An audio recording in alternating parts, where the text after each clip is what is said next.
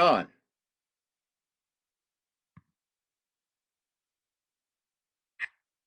Can you hear me? Are we going?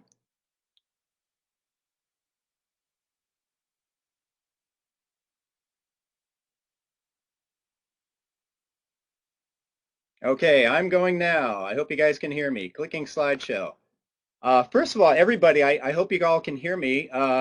Some technical issues here and entirely my fault. First of all, though, I am just thrilled to be doing this. This is a story that I get to talk about whales a lot. I'm actually a TV producer by trade. I'm a wildlife specialist and contributing producer for ABC News, World News Tonight, and Good Morning America primarily. And as a wildlife specialist over the years, I've got to tell a lot of great stories, a lot of great whale stories.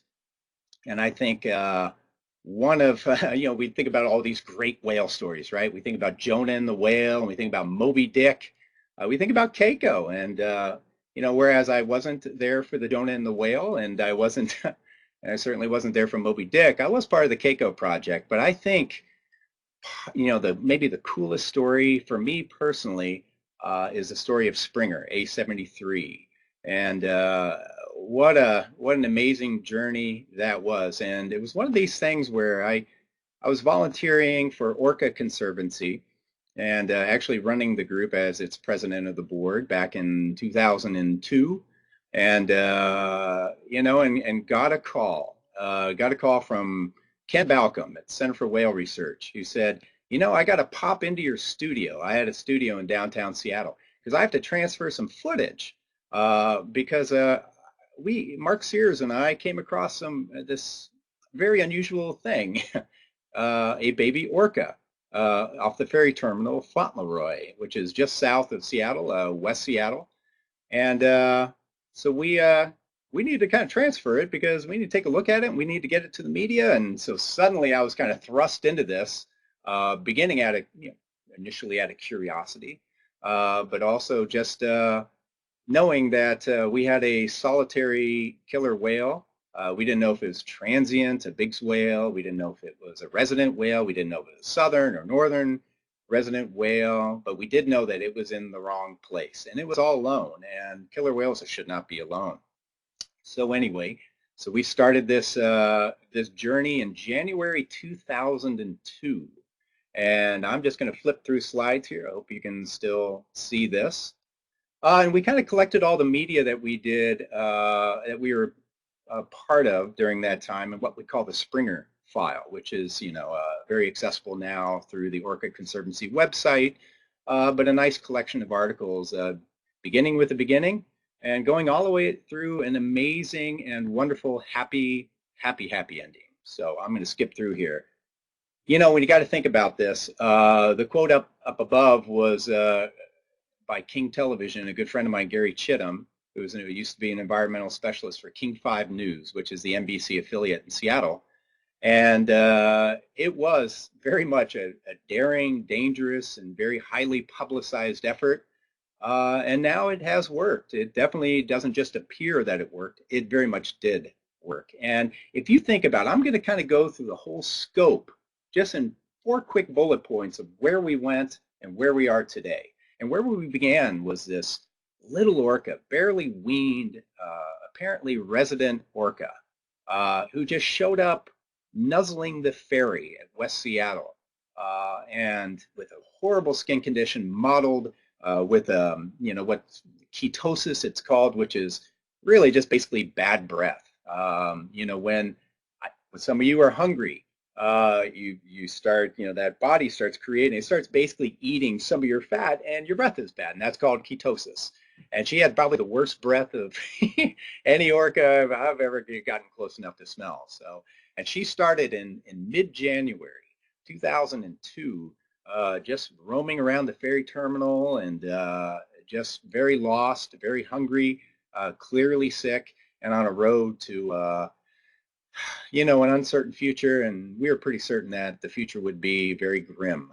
She did not have a good chance making a living there in the ferry terminals of the metropolitan area of Seattle, Washington. So, and then you got to think. So then we We moved her to June and July when we captured her, and meaning NOAA Fisheries led a team with Jeff Foster, captured her, brought her 250 miles north after doing a battery of tests to make sure she was okay and medically ready to be transferred, brought her up, put her in a sea pen, reintroduced her to her family by mid-July. So less than a month after she was in there, she was fully integrated with her pod, and that would be mid-July 2002. And today, these days, we found out in July 2013, she had a baby. Springer had a baby. Springer is a mama. And I think in the very beginning, I'll walk you through this whole journey here in the next 45 minutes to an hour. But as you'll see, I mean, that was really what our goal was. Our goal wasn't just to bring her back with her family. It was to integrate her into her family. And make her a productive member of this threatened population, threatened under the Species at Risk Act in Canada. And sure enough, July 2013, little Springer, at 13 years old, became a mom. So great news. So let's kind of walk through the beginning here, and we will save some time at the end for some questions, and I'm sure you'll have a few. So here we go. Well, first of all, I just have to. I mean, I hate to start presentations with a big thank you, but this took a lot more than just a few of us. I can tell you about Orca Conservancy at the time. The picture up above is my old colleague, Fred Fellman, who's now the Port of Seattle Commissioner, one of the most brilliant people I've ever had the honor of working with, a marine scientist, studied orcas for his master's, and has spent a good part of his life materially helping the southern resident community of orcas. Couldn't ask for a more energetic, more brilliant, more collaborative partner than Fred at the time. But our board also included Kelly Balcom Bartok, who's the son of Ken Balcom, the famous orca researcher, a guy I call Papa Orca. He doesn't like when I call Papa Orca because that kind of makes him sound kind of old. But Kelly is an outstanding photographer, wildlife photographer, communicator, and an orca researcher. Many years of doing that as Ken Balcom's kid. And so the next person there is Stephanie Buffum, who is the executive director of Friends of the San Juans. She was also on our board. Brian Calvert, who was a port commissioner of Friday Harbor at the time of Springer, also on our board, still on our board. And then the great Ralph Monroe on your far right there, 5-term Secretary of State in the state of Washington, one of the early advocates for the southern resident community, and most importantly, probably the guy who is most responsible for stopping the orca captures in Puget Sound. Quick story about Ralph, and then I'll move on, but Ralph was an administrative aide to our governor at the time. Our governor went on a ski trip, and while the governor was gone, Ralph and our Attorney General of the state at the time, Slade Gordon, kind of conspired, colluded, whatever you want to call it, but filed a lawsuit against SeaWorld in 1975. It was resolved in 1976, and of course, the governor got back and he said, "Ralph, what did you do? What are you doing filing lawsuits when I'm skiing?" Anyway, it led to basically SeaWorld getting run out of Puget Sound. And so that was 1976. So Ralph was a great board member, still an emeritus board member of Orca Conservancy, and still very active in orca issues. So let me skip on through, and I'm going to tell you where this story truly began. And it did not begin when Springer was found alone in mid-January off the ferry dock at Fauntleroy in Seattle. It actually started in an event that occurred just a few weeks before. We had a stranding of transient orcas, a adult male and adult female. Got word of this. Kelly Balcom, you'll see in the picture there. Kelly gave me a call and said, "Oh my gosh, we've got 2 stranded whales. They're calling the Center for Whale Research. I don't know how to get there. We need to get there and respond. We need to do something." And so I called my friends at King 5 Television, which is the NBC affiliate in Seattle, and I knew they had a helicopter. So I said, "How would you like to get some exclusive video of an event that's going to be pretty dramatic?" And so they took me up on it. So we flew the helicopter up to the Center for Whale Research on San Juan Island. picked up Kelly, brought him to the Dungeness Spit, and Dungeness is near Port Angeles, Washington. Turned out that the adult female had already expired. She had already passed away. But Kelly in the helicopter found the other stranding, which was a large male orca, transient orca. And that initiated what was just an amazing, dramatic, and very collaborative transboundary effort to basically haul this male orca off the spit and back into open water, and then cross our fingers to see if he makes it.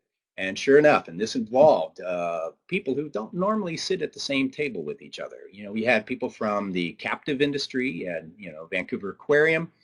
You had people in the Orca Freedom community getting together and working together. We had the best experts out there, and Kelly Balcom was amazing, and he was part of the rescue team.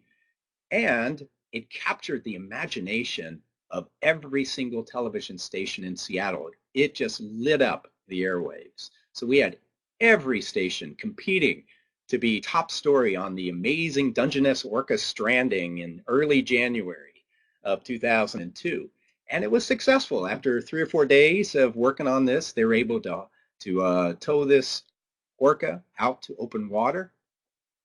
And they put a tracking suction cup tag on this whale, and he was free at last. And I don't think we've ever seen him again. I think he skedaddled and kind of went off. But I bring this up because this is what we did before we sprung Springer. So already we had this amazing interest, public interest, fueled by the media, the television media, which is very prolific in the Seattle television market.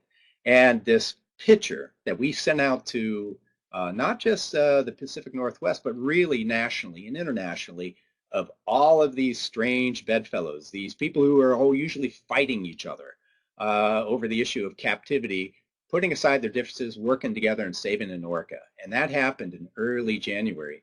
And then 2 weeks later, we had Springer. Now, you're seeing a picture of a book that was done by a very wonderful illustrator author named Vi Hughes. I was contacted a few years after the Springer project by this author and by Scholastic Canada, and saying that we're going to do a book about Springer, but we want it to be as authentic as possible in the illustration. So they connected me directly with the illustrator.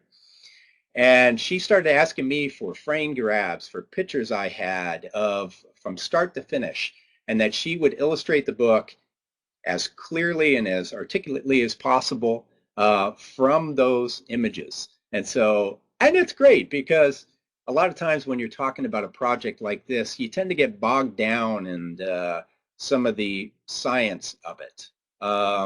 And you lose some of the people who are not scientists and do not have the vernacular of scientists. So it was a great exercise for me to kind of look at this amazing thing that just pulled me in for so much time, and start looking at it at a very simple level. And so I'm going to help talk you through this presentation, pulling up some of these slides that Vi Hughes did for a pod for baby orca. So you'll see, I mean, even the cover story you'll see is drawn from a picture of Springer. So we're going to move on here. And the next slide, and that's the slide you just saw. We found a baby orca was lost at sea, and she really was. Now, Springer is A73. Springer's part of the A pod, the A4s, which is the northern resident community of killer whales in what we call the Pacific Northwest. Canadians like to call it the Pacific region. But there are two large groups, not as large as they should be, but two groups of resident whales that reside in these waters. They are the fish-eating ones, as opposed to transient or Biggs whales, which eat marine mammals. And so, at first, we found this whale with Fred Fellman's help, with Joe Olson from American Cetacean Society's help, but most importantly from OrcaLab up in Hansen Island, British Columbia. We were able to determine from Fred's photographs of eye patches, from acoustic recordings that Joe Olson made. I sent them up to OrcaLab Helena Simons and Dr. Paul Spong of OrcaLab reviewed them and immediately identified this whale as a northern resident whale.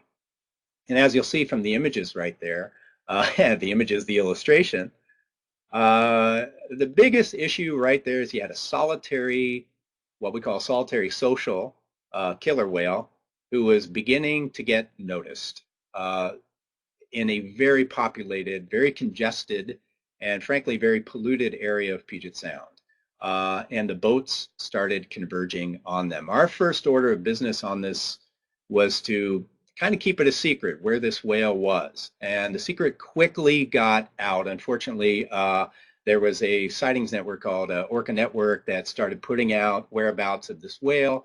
Pretty soon there was a whale watching operation out of a marina north of Seattle that was running Springer tours. And then you had every Yahoo who had a boat in the Pacific Northwest that wanted to come out and have a SeaWorld Shamu experience with a poor, lost, lonely, and very sick resident whale that was barely weaned. So we knew we had a problem on our hands. We needed to get the federal agency NOAA Fisheries to do something about it. An orphaned orca alone and possibly starving in the water off Vashon Island. There's a plan to save her. So why are some people against it? Now, KOMO 4 News. Good evening. Time may be running out for that orphaned orca calf swimming between Alki Point and Vashon Island. Biologists say the small whale just can't feed herself, and if quick action isn't taken, she will starve. KOMO's Theron Zahn joins us live from Alki Point tonight with some controversial rescue plans being considered. Theron? Kathy, not far behind me here in the dark waters of the Puget Sound is a young orca whale that biologists say is very, very hungry. Scientists believe she was originally part of a Canadian pod, but wandered down into our part of the Puget Sound after her mother died. Plans on how to save her range from floating pens to feed and care for her to taking her into captivity. But no matter what, biologists say something has to be done fast. She's all alone, and according to government biologists, starving to death. Our big worry right now is that this calf is not eating properly, and she's going to languish and eventually die of starvation or some disease that will weaken her and kill her. That is why the National Marine Fisheries will weaken her and kill her.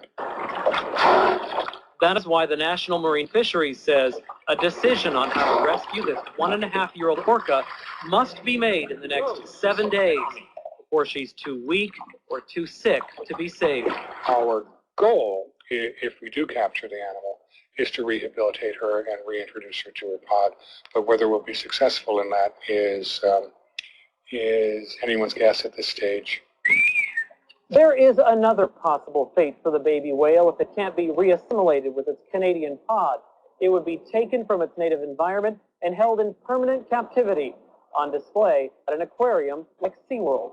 Being dead or being in an aquarium, there's not much different. Fred Felleman has been watching and photographing the baby orca since she showed up back in January. I do not believe that it's imminent death, and I just hope that we choose the best option for its long-term survival. He wants the government to take more time to decide what's best. And keep this animal in some sort of a confined and isolated from people into a situation where we can give it a triage, pump it up full of antibiotics, fatten it up a little bit. If indeed it is abandoned again, then the decision could be made whether to let nature take its course or to put it in a captive facility. No matter what decision is made, the National Marine Fisheries expects to hear many opposing opinions. All of them, all of them vocal. So no matter what we do, and no matter how much we focus on this calf's welfare, we're going to end up doing the wrong thing in the eyes of some people and the right thing in the eyes of others. Now, some conservation groups are actually concerned that this calf might actually be doomed by the kindness of some humans. They're afraid that some folks might actually go out into the waters here and attempt to feed this calf. They said that's the thing they definitely don't want to see happen. At that point, it would be impossible. Once it gets too used to dead fish and people around, it would be impossible to take it back to its native habitat up in Canada. We're expecting, again, a decision within the next 7 days. It could come even sooner. We'll bring that to you just as soon as we get it. Kathy? All right. Thanks very much, Theron. Yeah, so I hope you all could hear that. So yeah, many opposing opinions, very vocal, very passionate. all, I'm sure, well-intentioned, most of them at least. But yeah, it became a huge debate. And any of you are familiar with the Pacific Northwest, orcas are definitely a call for a lot of opinions. We all embrace this population. And so we had to come out with what we thought was the best idea, and that is to keep this whale in the water as much as possible, have as little interaction with it, and get it back to where it belongs, which is the northern resident community. Quite a challenge. Never been done before. Not in the playbook for NOAA Fisheries, nor was it in the playbook for Fisheries and Oceans Canada, and these are the agencies that would make these decisions. Certainly no money. And it was a challenge. So moving right along here, the first thing is we had to figure out what the name of this whale was. And we all came up with a whole bunch of crazy names: Borca, Slough, Little Orcan Annie. But Helena Simon said, thank you, but no thank you. She's already got a name. Her name is Springer. She was named because she was first sighted in Springer Pass, British Columbia when she was born. So we clarified that name issue. Well, welcome back to And Wild Kingdom. You're looking at the pictures waters of Puget Sound, just off West Seattle, and that little ring of bubbles you see there is actually the little orca, named Springer by some, called Boo for baby orphaned orca by others. Also called Annie. Annie, that's right. This is, and I think L73, if I remember right. Something like that, yeah. Annie. Annie, that's right. This is, and I think L73, if I remember right. Something like that, yeah. But this is the female orca, 1.5 to 2 years old, I believe, has been hanging out around Vashon Island, feeding occasionally, but apparently losing body weight and not in extremely good health. National Marine Fisheries biologists are now saying that experts need more information about the killer whale's behavior. They need more observation time so they can figure out if she needs help and what kind of help to give her.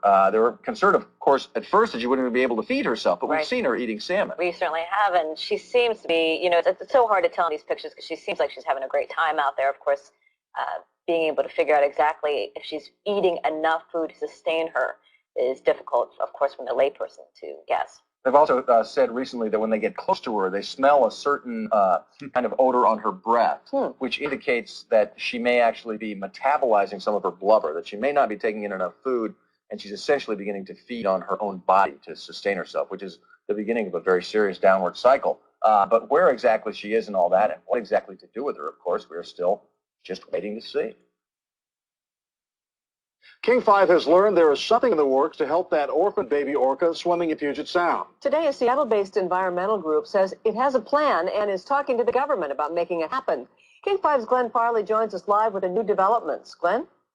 Well, Gene, everyone has an opinion on what to do about this whale. There are very strong opinions, and they are widely varied.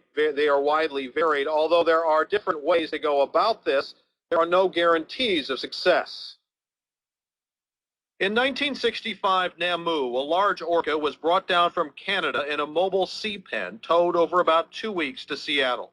Now an organization called the Orca Conservancy is proposing a reverse trip, taking Springer, the orphaned and lost member of Canada's APOD, back to her home waters in a similar fashion. To do everything we can to minimize the stress on this animal, to minimize the contact, and to do every option we can to repatriate this animal into its home waters, and to keep it from being lifted out of the water and put into a tank.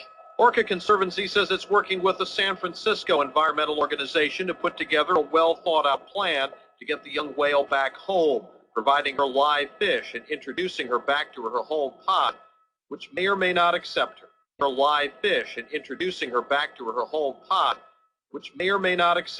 There's a chance that this whale wouldn't be accepted back into the pod, but it's probably a likelihood that she would. The National Marine Fisheries Service says it will not allow nature to take its course and will not simply let the animal starve to death hundreds of miles from home.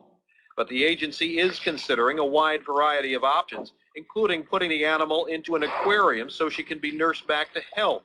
The agency says a decision on what to do is days, not weeks away. Yeah, certainly we're not foreclosing any options. A sea pen of some kind might be an appropriate option or an interim step.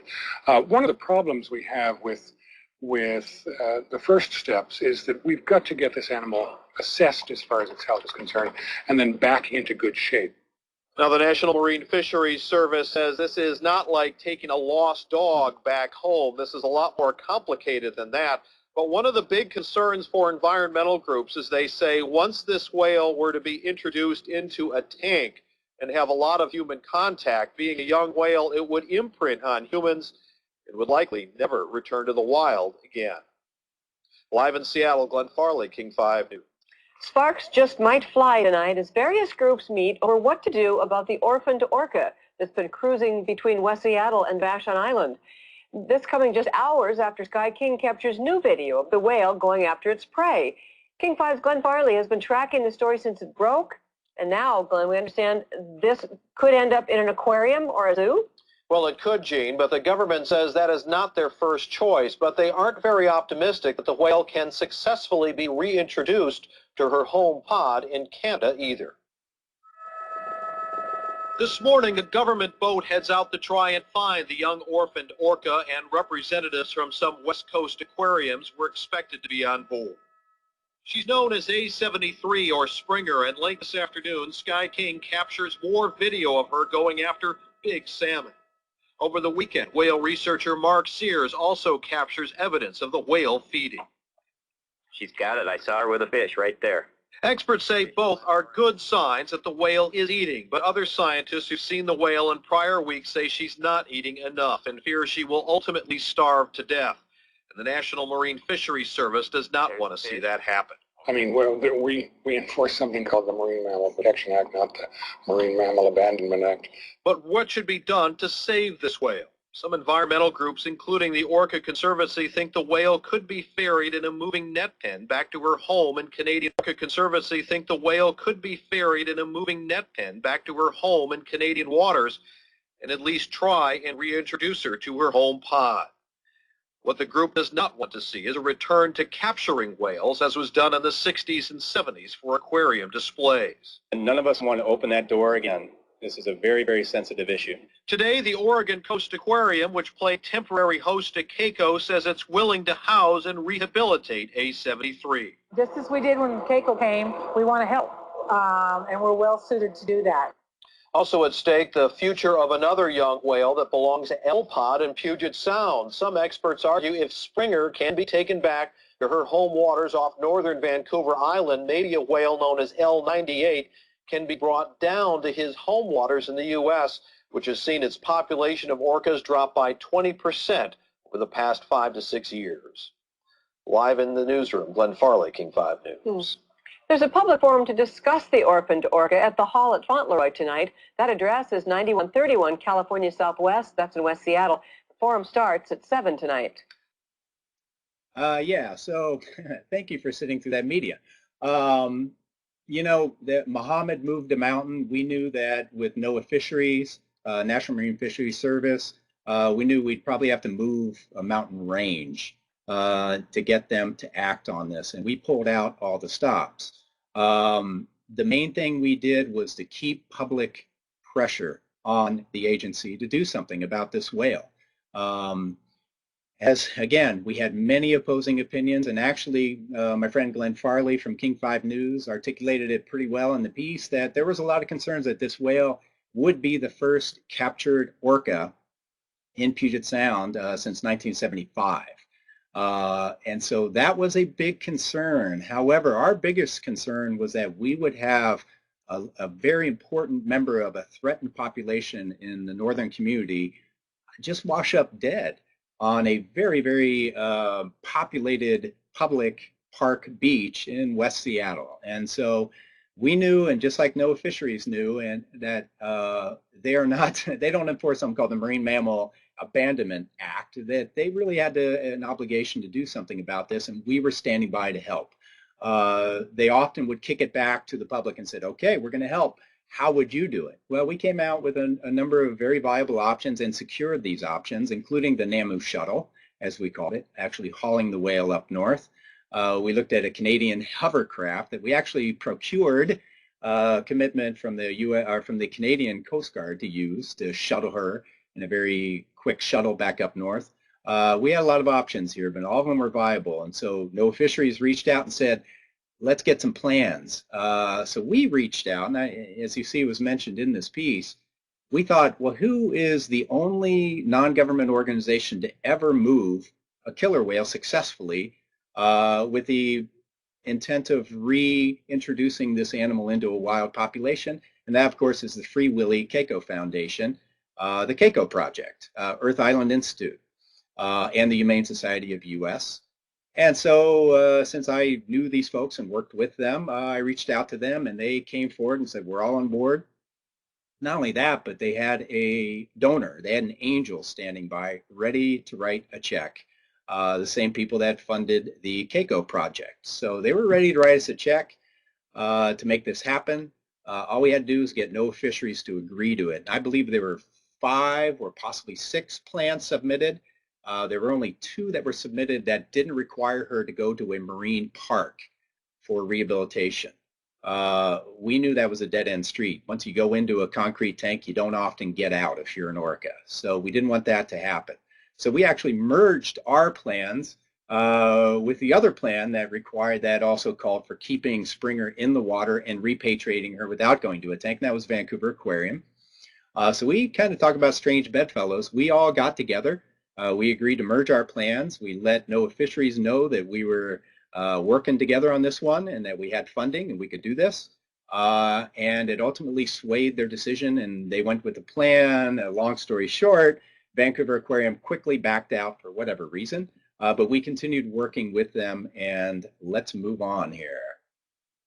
Big meeting, as was mentioned by Glenn Farley, coming up. It was a very momentous meeting that happened on March 9th in West Seattle.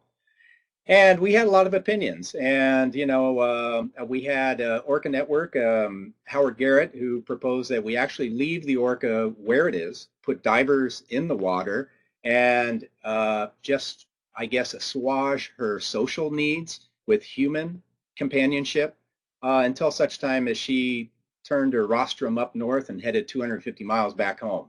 We thought that was a very, very bad plan. We had other folks who had good intentions and deep concerns that anything done with this whale might end up putting it into a tank. Donna Sandstrom was one of those who was very emotional, very heartfelt in saying that, expressing her concern. But as you see there, we thought, you know, we don't have an option of witnessing the worst thing happen, which is having that whale wash up dead. Let's get her home. You might see a picture there of the director of the Vancouver Aquarium, who's also part of the AZA, and the CZA, I believe, is all about working and putting marine mammals into tanks. And so he was a person we had to navigate. You'll see him there toasting himself after the successful reintroduction of Springer. And then the top picture you'll see, and that's a boat full of SeaWorld people. SeaWorld people came rushing up because they thought, hey, here's an opportunity to get a northern resident whale into a tank in San Diego and boost their genetic stock for genetic breeding. We had to remind them that we had a stipulation of dismissal of a lawsuit of the state of Washington that disallows them from being involved in anything involving taking any kind of orca out of Puget Sound. So that kind of shut the door on that and turned that vote around. So here is the meeting. King 5 has learned there is something in the works to help that orphaned baby orca swimming in Puget Sound. Today, a Seattle-based environmental group says it has a plan and is talking to the government about making it happen. I'm going to skip forward. It has a plan and is talking to the government about making it happen. I'm going to skip forward, guys. Like Scientists are worried about a baby killer whale that's on her own off the coast of Seattle. This is a CNN piece that aired on that same day, March 9th. The video does not work up the meeting. She's just a baby, 2 years old, 12 feet long, and all alone. Somehow, within the past couple of months, this orca whale became separated from her pod and can now be seen hanging out at a ferry dock near Seattle. One of the other co-workers nicknamed it Orca Annie. Playful and active, the baby orca has attracted quite a following. But experts are worried that she may not be in the best of health or getting enough to eat. She's got some kind of skin disorder that probably suggests she's in stress. So we're guarded about her, I guess you'd say, if you were a veterinarian. The National Marine Fisheries Service is now trying to figure out how it can help. A decision on what to do with the orphaned orca needs to be made in the next few weeks before salmon runs slow down and her food supply starts to dwindle. Some suggest leaving the calf alone, but more likely the whale will be rehabilitated, possibly at an aquarium. Another option, tow the baby home to Canadian waters in hopes of reuniting her with her pod, a plan that would minimize human contact. We don't want this animal to begin to get accustomed to having human contact, or else it's going to make it a very bad candidate for getting it back into the wild. There is no simple solution, but experts agree the common goal is to find a plan that's in the best interest of the baby orca. Lillian Kim, CNN, Vashon Island, Washington. Little Orcan Annie, and I did not do the graphics there, so I don't take any responsibility for putting a red wig on a killer whale.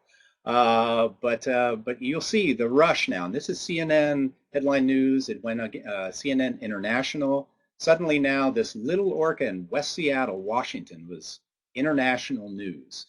And all we could do at that point was just find a plan, get NOAA Fisheries to agree to move on this, and to do what we can to get that orca back where that orca belongs. And that orca did not belong in the ferry lanes of West Seattle, nuzzling up the boats. And so here we are. We had the big argument. So moving on.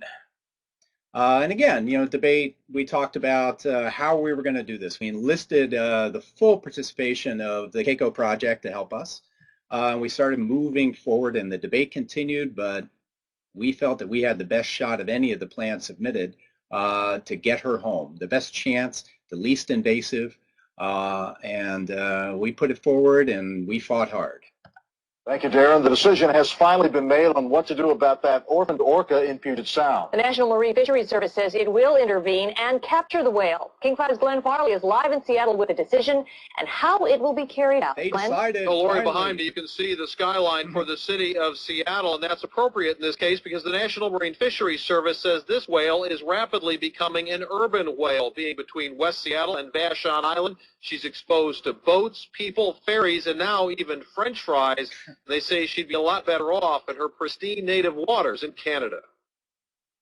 We want to emphasize that this is a first. It has never been done before. We don't know what the prospects are, but we think it's worth doing it. Today, a decision. The National Marine Fisheries Service will move Springer back home. Today, a decision. The National Marine Fisheries Service will move Springer back home to Canada. In 2 to 3 weeks, they will have a team together to capture the whale and hold her in a net pen for 2 weeks in order to treat a variety of medical ailments, ranging from a bad case of intestinal worms to a skin condition known as whale pox. After that, the Canadian Coast Guard will move her in 1 day aboard a fast hovercraft to her home waters off the north tip of Vancouver Island. In the end, when her pod returns, assuming all goes well, she would be released to rejoin them. But there is still pressure to act. Today, Project Seawolf returned after checking on her. She seems to be hanging around the ferries a lot more than she has been. Her skin condition is obviously worse. She appears to be bloated. The Fisheries Service says there are risks, big ones, involving capture, stress, and whether she will be accepted back by her pod. But the risks of living in a ferry lane as pleasure boating season gets into full swing may be worse. For example, just yesterday there was an instance of people from the ferry throwing her food. This is, in fact, the last thing we want to happen. We don't want the whale to be looking toward boats or ferries as a source of food. We have not allowed you to say we haven't interacted with this whale. This whale is probably immunocompromised because of what we've put into the water.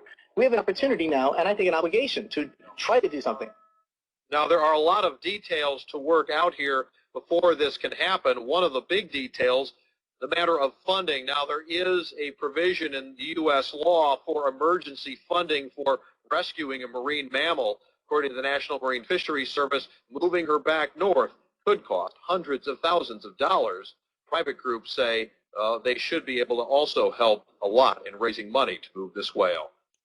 So, yes, so the issue of funding, in part because the Vancouver Aquarium backed out of our coalition on a plan, we lost an angel who was going to pay for the whole thing. So we knew we were at square one for funding.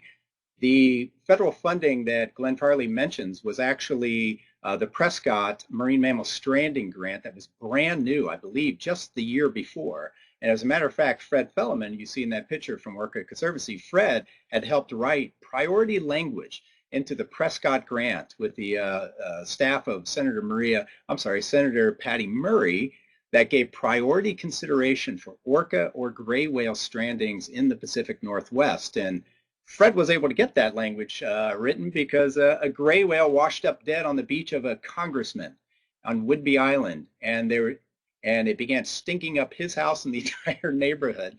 But there was nothing in the federal government that could do anything about it. And so we kind of utilized, again, the motivation of a decaying smell of a large whale on a congressman's beach to get this language written in. We employed it. We knew that we had two $100,000 grants that we could get if we got the matching funds, which is $1 out of every three. We knew we had to raise $66,000, 666, to trigger two $100,000 grants, and we believe we had a chance to do that. So let's move on here. I'm going to skip past this to the next frame here. All right, so what we were asked to do is work with several groups and form what was called the Orphan Orca Fund. And this is a group, it turned out to be 7 organizations who would go out and raise the money that would trigger these two $100,000 grants, which we knew would cover the entire cost of moving Springer home. And so we formed this group. We had a number of groups in it, and we worked very hard to raise that money. We raised it in pretty short order. We triggered those 2 grants.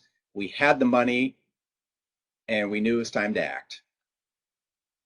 One of the things we were able to do with the Orphaned Orca Fund, which NOAA Fisheries actually gave us a lot of resistance, and so did a couple of the members on the Orphaned Orca Fund in doing, was that we actually used some of the money that we raised to actually contract the Nomgeese First Nation, and that's Chief Bill Cranmer. And this is the people whose ancestral waters around Hansen Island, British Columbia, Springer's home, we knew would be the optimal site for repatriation for the sea pen site, and then the ultimate reunification of Springer with the northern community and hopefully the A4s.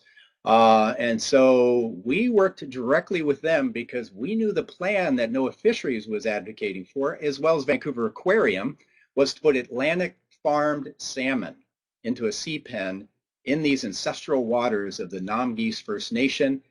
They do not like aquaculture. They do not like farmed fish. And 10 years ago, 11 years ago, well, longer than that now, 13 years ago, we didn't know the things that we even know today about the problems with introducing Atlantic farm aquaculture salmon into wild salmon populations. And so we contracted the Nomgeese Nation, got an out-of-season permit from Fisheries and Ocean, contracted the Nomgeese Nation, got an out-of-season permit from Fisheries and Oceans to have them go catch the salmon that would go into the sea pen site. And so that was a wonderful thing. The nice thing about it as well was that beyond the fact that we avoided the need to put Atlantic salmon into this pen, we knew that this is their ancestral waters, and we needed their help to do this. And that enlisted their support, and it was a great picture, and it was just a wonderful thing. One of the things that we had there, the opposition I got from NOAA Fisheries, and I believe it was Lynn Berry at the time, and Lynn said, at NOAA Fisheries said, well, you can't do that because you're going to need to put a metal detector on the sea pen. You're going to need to run every single wild salmon through that metal detector to make sure it didn't have a hook in its mouth. So that was impossible. So I said, well, I tell you what, Lynn, when those fish come in, I will look into the mouth of every single one of those fish and visually inspect them and make sure it doesn't have a hook. And that's what I did. So moving along here. Whale scientists will meet again Monday to discuss the future home of the orphaned orca in the Puget Sound. Some want the killer whale to stay put, while others say the orca should be reunited with her family in Canada. And now there's new pressure from Washington, D.C. K5's Chris Ingalls has the story. Several developments to pass along to you. One of Washington's senators is concerned by how long it's taking to decide Springer the whale's fate. Government scientists now have a new suspicion on what may be making her sick. And whale experts in BC want to bring Springer home.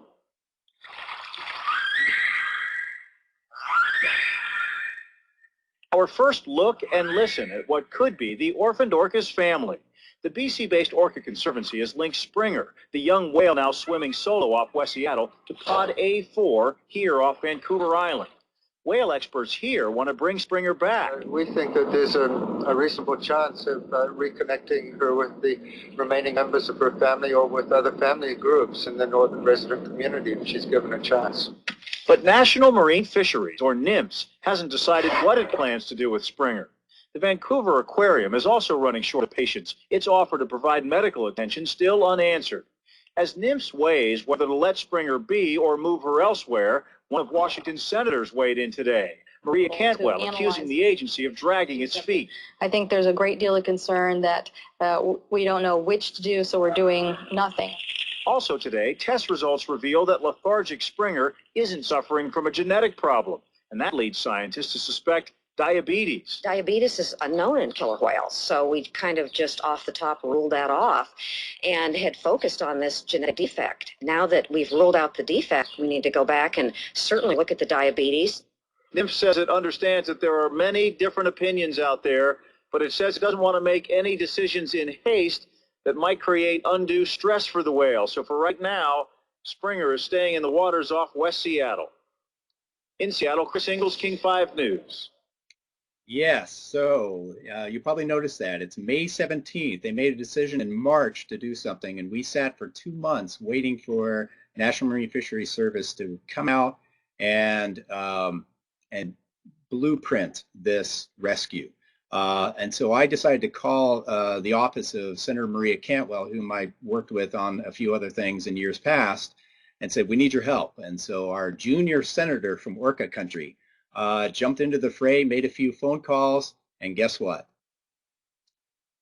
A month later, we had some action. And I'm going to skip through some of this, and for some of you who were hoping that I would have a lot of details about the actual capture operation, I'm going to kind of skip through some of this here and instead show you some of the news reports that probably tell it a lot better than I can. But on June 13th, we had the whale was taken out. It was put onto a barge and with a crane provided to us by the United States Navy, brought to a facility in Manchester, which is across Puget Sound from Seattle, where the further tests were taken and a clean bill of health came through. And a month later, which we hoped would be more like about a week or two, but a month later, we were ready for the move.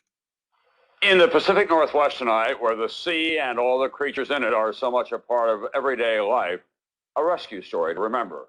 A stray who drifted down from the north was in danger of perishing. A rescue story to remember. A stray who drifted down from the north was in danger of perishing if she wasn't treated and reoriented before long. Who was she? Here's NBC's Roger O'Neill.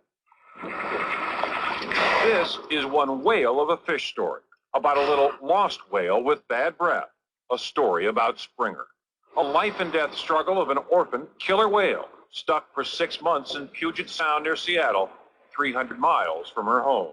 She took a left turn where she should have took a right turn and got lost. She's Canadian, abandoned by the family pod after her mother died. I've never seen this before.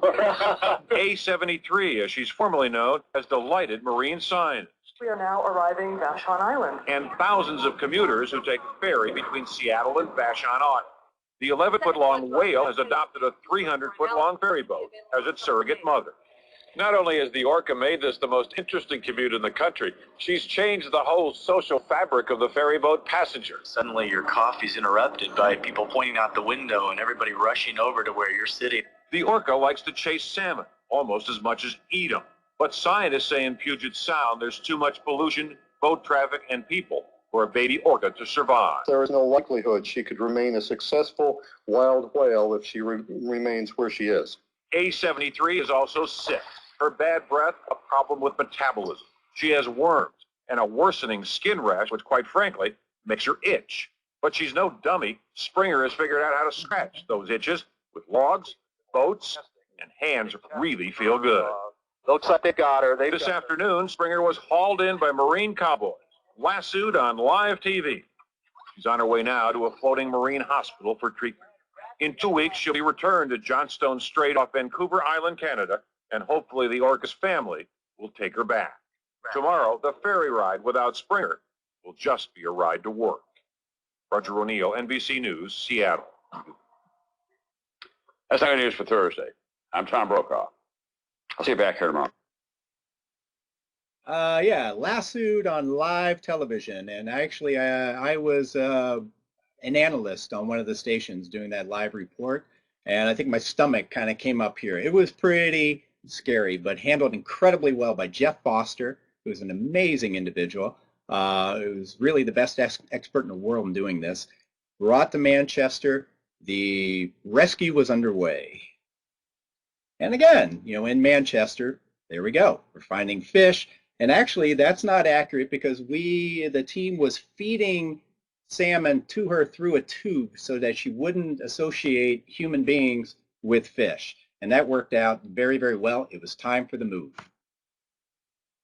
Meanwhile, we had Paul Spong here, and you know, you'll see the illustration there, and OrcaLab looking for the pod, looking for A4s, looking for the family of Springer. And sure enough, boom, they found her, and they found that family just days before the move. So they were right on time. However, the first trip out was canceled because once she was loaded onto the 140-foot catamaran that we had secured, and Project Seawolf had secured to bring her north, broke down because it sucked in some plastic into the propeller tube or into the engine and broke down. So we had to start over again. So anyway, but it finally happened here. And while Coming this up, was some big happening, changes just in. I And was the up in forecast for this weekend, Johnson Steve Strait will preparing have the for it. details at 11. And a new itinerary for Springer the wayward whale, and how our neighbors to the north are prepping for her return home. Neighbors to the north are prepping for her return home. Springer's delayed departure gave biologists in her new home a chance to make sure they're ready for the little whale.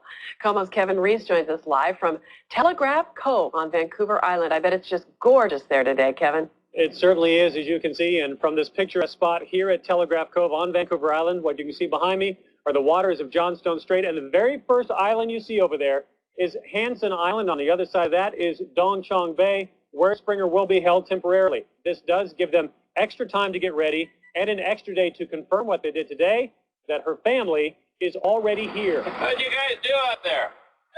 An extra day is a good day for tiny Telegraph Cove. This fishing and whale watching marina is well off the beaten path. Tides will run through here at about 6 knots. And Charter Captain Roy Graham knows it means an extra day of tourist and media money. Well, I look at the economic benefit that's been to our community. Whale watchers see their own benefits too. Nancy Woodman drove here all the way from Polsbo. It's a beautiful part of the world to be waiting. Beautiful, yes, but with the only negative, another 24 hours of painful anticipation of Springer's return. On the positive side, they've now had an extra day to make sure everything is in place and the net pin is ready here at Dong Chong Bay. And so tomorrow they hope that Springer will finally be able to come home.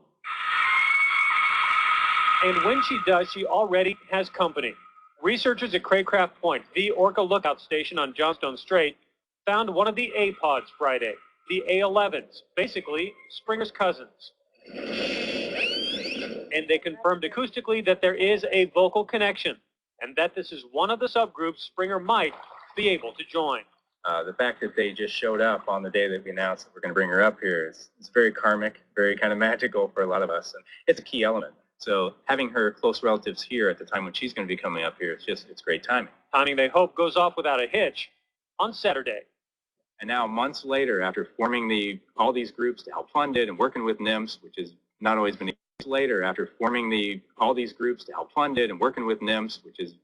been easy, and DFO, people on both sides of the border, it's like delivering a baby, and we're about ready to pass out cigars. So we're all very, very excited. This is great. And also what is great for them, as you can see, the weather here has been perfect, and they expect that to continue tomorrow. So it will be another day of what they call a orca paradise here on this side of Vancouver Island. And everyone is just using this time to get ready, make sure everything is in place. And as I said, for the people here at Telegraph Cove, as you saw in those pictures, An extra day for them to enjoy this sudden attention from the media and from everybody else expected to be here tomorrow to witness this historic event of Springer finally returning home. Live at Telegraph Cove on Vancouver Island, Kevin Reese, KOMO 4 News. Yeah, and we want your assignment today, too. What a gorgeous spot to be, Kevin. Thanks very much. We'll have We don't mind staying. Yeah, all right, thank you. We'll have live coverage of tomorrow's big move. When you wake up tomorrow morning, we invite you to tune in to KOMO 4 News to watch. Our coverage begins at 6 a.m. and then join us in the afternoon at 5, 6:30, and 11, and we'll wrap up and tell you how it all goes. An orphaned orca. Here's a promo that's airing all over King 5. They got her. Now it's time to return Springer to her orca family. Stay with King 5 News for live coverage, beginning at 5 a.m. and throughout the day. Can this bold experiment succeed? Witness the historic attempt live from Puget Sound to the remote waters off Vancouver Island. Springer, back to the wild. All day tomorrow on King 5 News. And yes, we did put her on a barge, and we sailed her up north. Finally, Springer, the orphan baby whale who captured not only Seattle's heart, but America's when she adopted Puget Sound ferries as her surrogate mom. Today, Springer was sent home first class. But as KING TV's Jim Foreman reports, it's still not clear her family will take her back. Moving day for Springer, the 2-year-old killer whale. Today, gingerly loaded into a sling, then hoisted onto a high-speed ferry for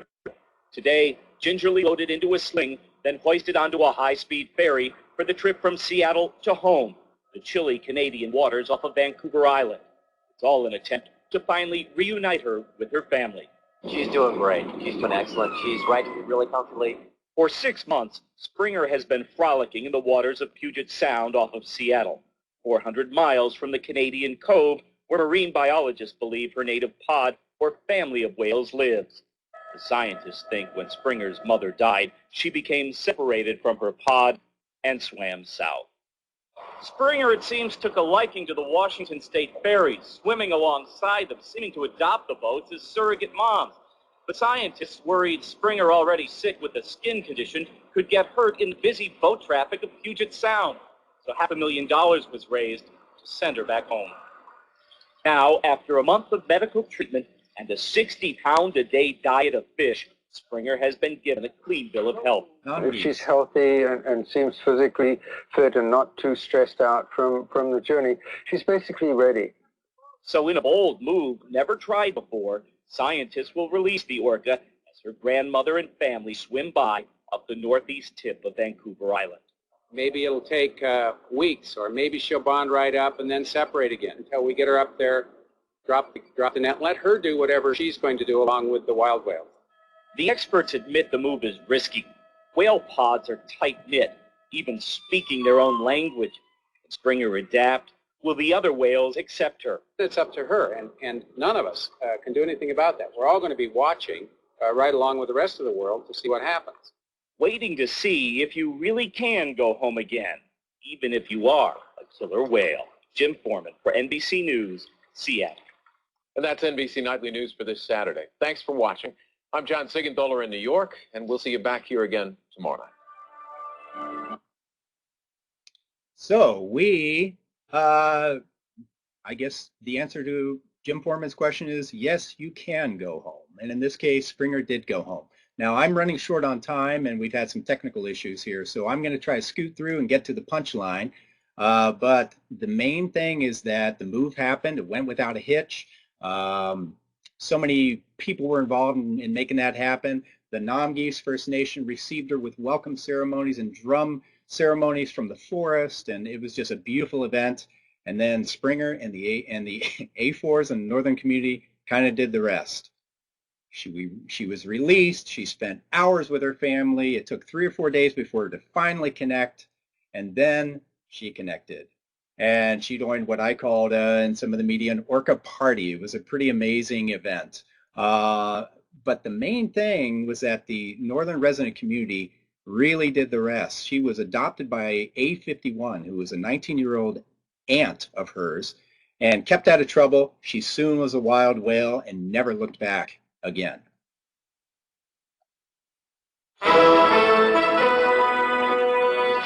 On World News Tonight this Wednesday, the government identifies another September suspect. Why did it take so long to listen to the tapes? And family found that baby whale in Canada is doing fine. Her grandmother is on the job. From ABC News World Headquarters in New York, this is World News Tonight with Peter Jennings. This is World News Tonight with Peter Jennings.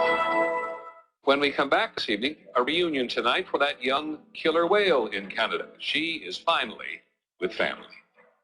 I don't think anything even close to this has happened. I mean, this is so totally unprecedented. This is World News Tonight with Peter Jennings. When we come back this evening, the last item in our broadcast, that young whale we got so attached to earlier in the summer, she's with family again.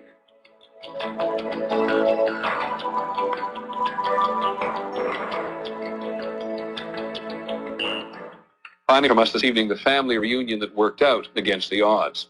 The tiny killer whale, tiny by Orca standards, who was found sick and orphaned in a Seattle harbor last January, has been taken back from humans by her family. They were all spotted together today near Port Hardy on Canada's Vancouver Island. Here's ABC's Neil Karlinski. There she is in the back. These pictures are the first evidence that an unprecedented rescue effort by American and Canadian scientists actually worked. A73, the orphaned orca found in Seattle, is seen here surrounded by family for the first time. More than amazed, I guess, I've been a fascinated spectator watching these whales get used to each other and her reintegration into her larger family group. The 2-year-old baby orca spent months alone, far from her family, in the waters off Seattle. Scientists captured the whale, barged her to a holding pen in Canadian waters, and watched in amazement as she began to react wildly to members of her home pod swimming nearby. Her calls were so loud they practically blew our headphones off. Even as the young whale swam near her pod after being released, scientists were unsure if A73's family would accept her. After decades of effort, scientists have never before successfully reintroduced a whale to its family. People told us we were crazy. They said, this can't be done. It's never been done. And we proved them wrong. A73 now spends most of her time swimming with 3 older... We proved them wrong. A73 now spends most of her time swimming with 3 older females, including the one scientists have identified as her grandmother. This whale, which became so familiar, is free and wild again. Neil Karlinski, ABC News, Seattle. That's our report on World News Tonight. We'll be back again tomorrow. I'm Peter Jennings. Have a good evening and good night. Peter Jennings, I knew Peter. God rest his soul, he passed away several years ago. But Peter was a whale hugger. He's the reason why we did all these whale stories in the Pacific Northwest and elsewhere in the world. And so Peter was very, very instrumental in getting ABC to cover that story and to stay on it. And I miss him a lot. Peter was great. All right. After almost a year of aimless swimming, Springer, the popular killer whale, is putting down. We are pretty much out of time here, guys. But I will say this, that there were several milestones. People said, well, are you successful in doing this? And we had milestones. She had to make it through her first winter and come back with her family from the deep ocean to Johnston Strait. And she certainly did. So she showed up in July the following year. She was fatter. She still had those little tiny pectoral fins. But it was definitely the first milestone. The second milestone. Tonight there's proof that Springer the orca is would still she doing make well. it back Springer is the whale who was stranded year in after West year? Seattle as a baby back in And 2002. so she did make it back year after year. She made it back. And not only did she make it back year after year, we found Remember out. Springer, the orphaned orca that was rescued from the Puget Sound and reunited with her family in the waters off British Columbia back in 2002? Well, she was spotted last week, and as you can see from this picture, she's now a mom. Springer is about 13 years old. The Pacific Whale Watch Association says that's the normal age for an orca to have her first calf. We were really excited about the chance of her coming back this year and being seen with a baby, and boom, there she is. That being said, we're all extremely cautious because it's way too soon to pass out cigars on this thing. Harris says orca calves are extremely vulnerable. 40% die in the first year.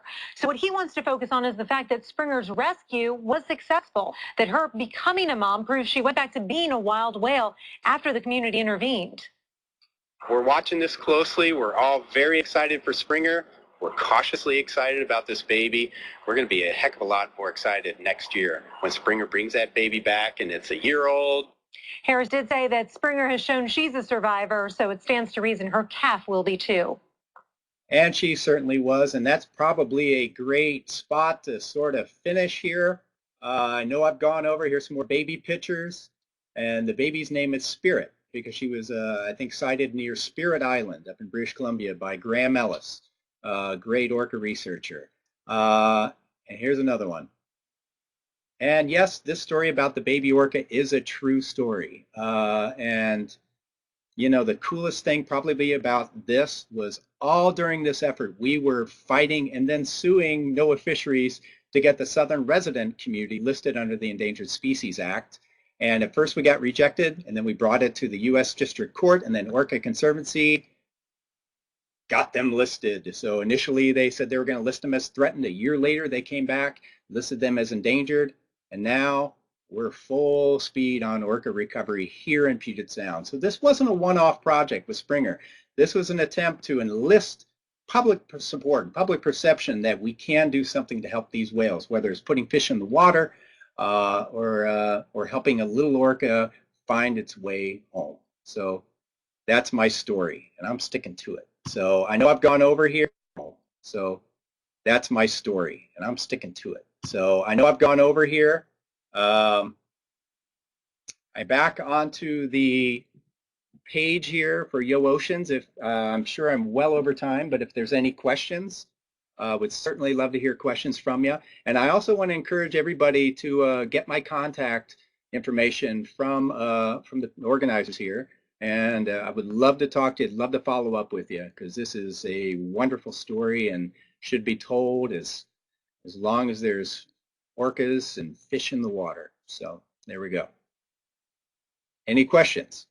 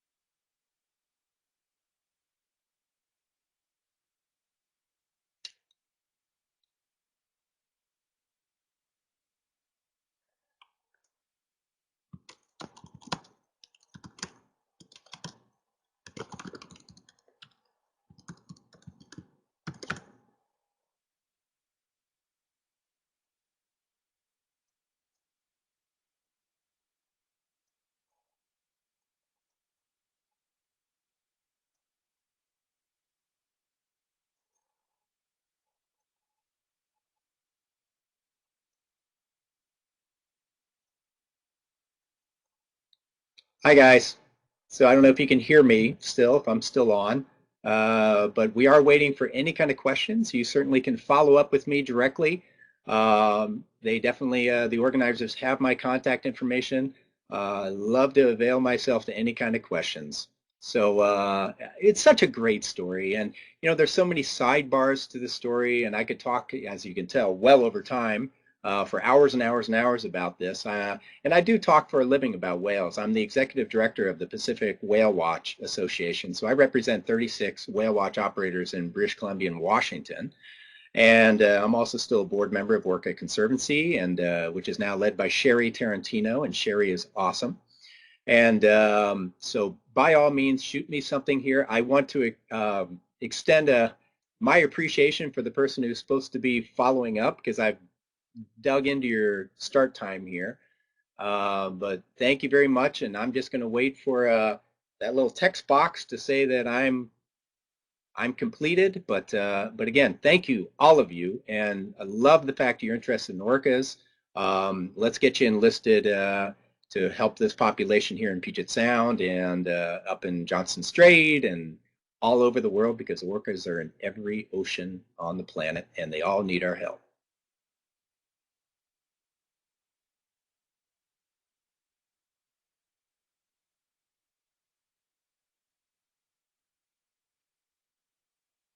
Thank you. Bye-bye, everybody.